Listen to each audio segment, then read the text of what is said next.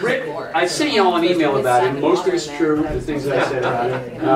And so he's going to share some. What I asked him to do was what I asked him to do and what he offered to do were different things. What we agreed in the end was he's going to tell you how an academic geek who went to MIT as an undergraduate and then a graduate, who wanted to be an engineer and just solve some very technical problems in life, got his butt kicked by the world and had to change who he is fundamentally as a person, and ended up here as a very powerful force in our local culture. Rick is a businessman. He leads a team of people who models homes. He is a leader, resources, one of the, I think you're the longest surviving board member there, over a couple of generations. Rick is one of the people that has helped to put together and run resources, one of the environmental institutions in our community. And he also is now doing the impossible. He decided to take on a task, I don't know if you'll talk about it, but about coal. He is the person, along with a couple others, that decided it ought to be illegal. And so they're taking on the Commerce Clause of the United States Constitution and saying, we're going to pass a law in Washington, in Bellingham, that says, ain't no coal trains coming here. And, yeah. And so he's used to leaping over buildings at a single bound. And, but what's interesting is he recently had a birthday party that I went to and kind of told the story of his life. And really, truly, a pretty geeky guy who's just an academic nerd off the engineering line.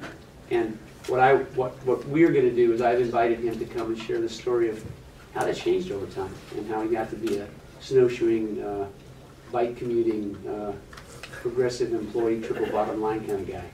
Rick. Thanks, Frank. Good, man.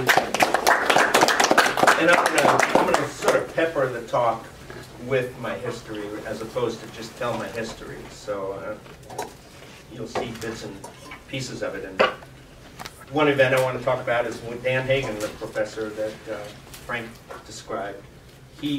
Frank and I are on the board of resources together. This is about 15 years ago. And one of my special moments was to go for a beer after the meetings. And very often you'd hear Dan say, you know, look around here, look around this room. Everybody's drinking a microbrew. When I survey my friends, 100% of them drink microbrews. Like Frank saying 100% of his friends think the system is collapsing, right?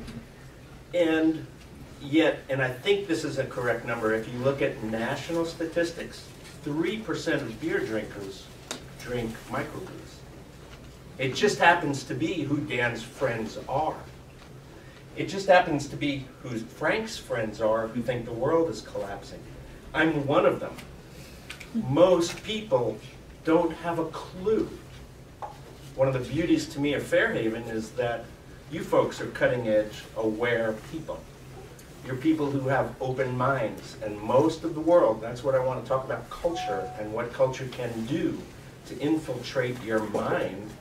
You guys have cerebral antibodies that are off the chart from keeping that culture infiltrating as much as it usually does. And I think that's so important to what Fairhaven is. And I want to talk about this, something called cognitive dissonance. People know what that means? You saw Frank start his talk talking about the world as it is, looking like it's ending, and he was able to smile. He's able to have a fun, healthy life. He brings people in here who probably believe, like those 100% of his friends, that shit's coming down, it's happening now, yet they're happy. Cognitive dissonance is this ability for people with developed brains to be able to hold collapse in one hand and find some way to be happy, which is what? That's mental health, and physically happy. How do they do that? And that's part of the things I want to talk about today. The two key questions I want to get to, and I doubt I'll be giving you answers. Perhaps my role here is to generate the questions. How can one remain happy while one believes the world as we know it is collapsing?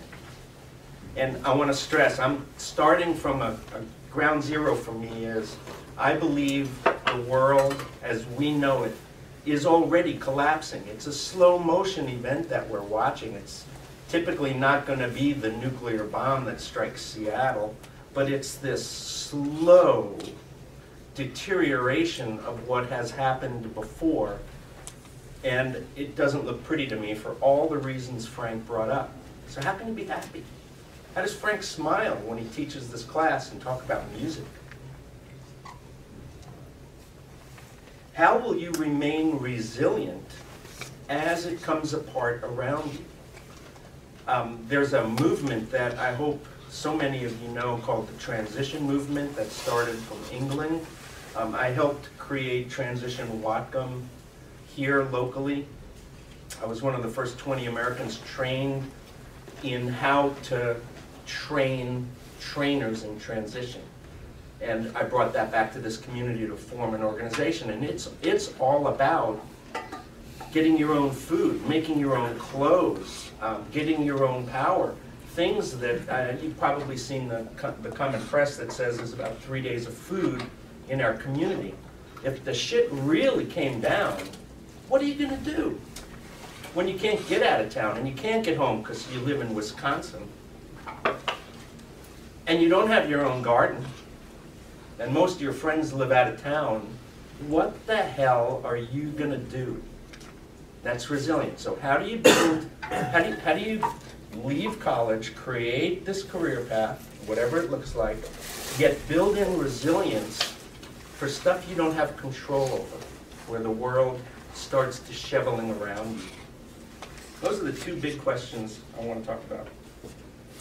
Let me start with a little bit about my story. So I was this geek who was attracted to trying to help airport neighbors deal with airport noise. I was in the Department of Aeronautics and Astronautics at MIT, but my specialty was wanting to understand why ghettos surround every major international airport. And I was going to go out there and help the neighbors. I was going to get airplanes and airports quieter and be a hero. And found that the FAA, Federal Aviation Administration, and the whole noise regulatory world was not about helping the neighbors. It was about helping the industry and be a buffer between the power of the people and running a civil aviation industry. I came to realize that that's not what I wanted to spend my life doing, is being a bureaucrat enforcing laws that made no freaking sense to me. Between that and, unfortunately, I got this internship.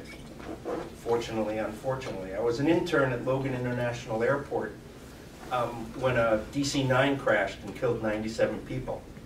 I wasn't on duty at the time, but I responded to help out. I was in middle management, operations manager, assistant operations manager, intern, and got to the runway after the intact bodies had been removed and walked that runway.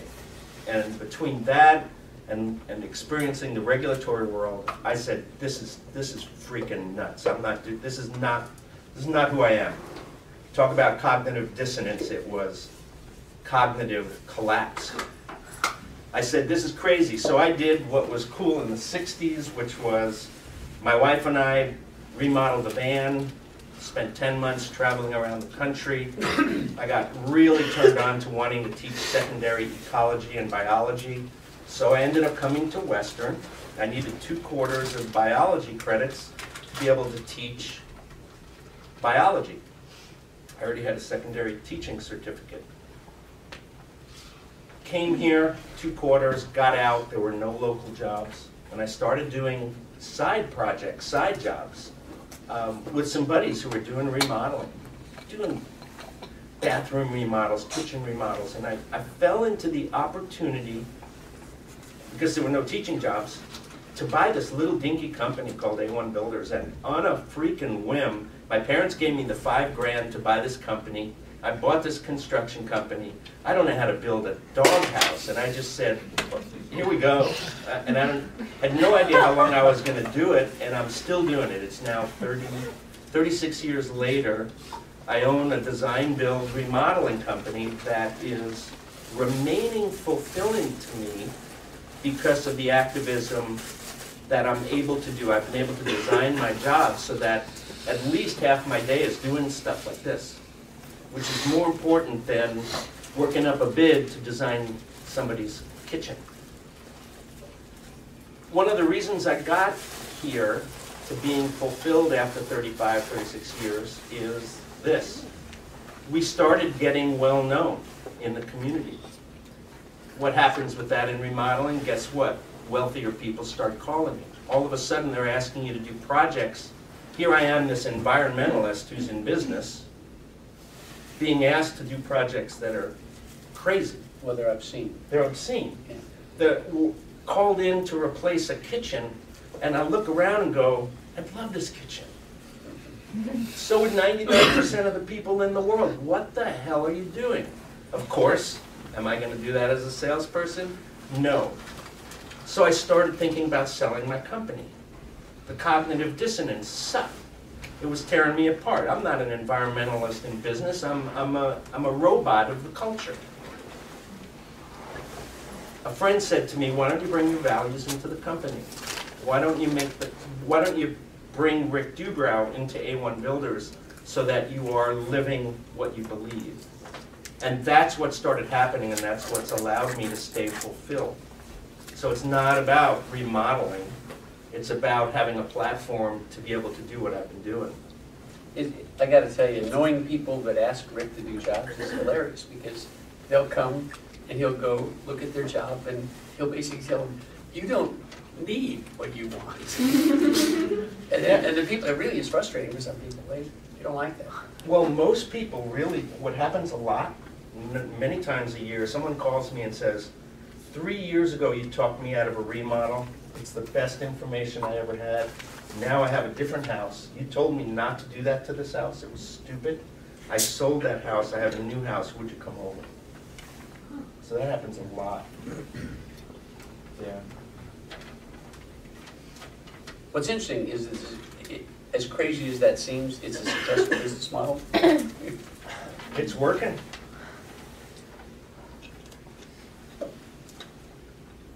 I'm Interesting. Curious, oh, sorry. I was just going to say, I'm curious, does anyone really need a kitchen remodel? Oh, yeah. There are dangerous kitchens. There are unhealthy kitchens. Yeah. And inefficient kitchens. Oh, that's good. Okay. Something interesting, I mean, it's intuitive, but something I've learned through construction or anything else you do, to change something, you need to know how it's built, right? You need to know how it's built to deconstruct it to the place where, okay, I'm going to deconstruct this kitchen until these bones, I'm going to leave this part of the structure and then I'm going to build it better. But you need to know how far back. Do you demolish the whole house? Or do you take the kitchen down to the framing? It's really important to understand how you got to where it is at the moment. So when I think about why we're collapsing, a very basic question is, do we have this basically great system that's been corrupted, so that all we have to do is get rid of the corruptedness, or is the system itself the flaw? And how far do you take it apart, right? How far do you go back? And I want to use the Constitution with this work on the coal trains. I have spent 18 months learning about our system, and our system, our culture. And the best analogy that I have found is to call it an operating system. And to realize that the operating system, the algorithms that we have, the way this system works, that wants to turn you and I into robots to make enough money, to have the right cars, to buy the right shit, is there, and that operating system has almost no connection to the real operating system, which is nature. It's sort of like the incompatibility between a Mac and a PC. Like, how can we have a system whose operating system says maximize profits even if you know you are going to make other people unhealthy? And the operating system that might say human health, nature health, is probably the most single important thing that a culture would do. How have we got this operating? So I want to talk about this operating system a little bit, and whether our basic core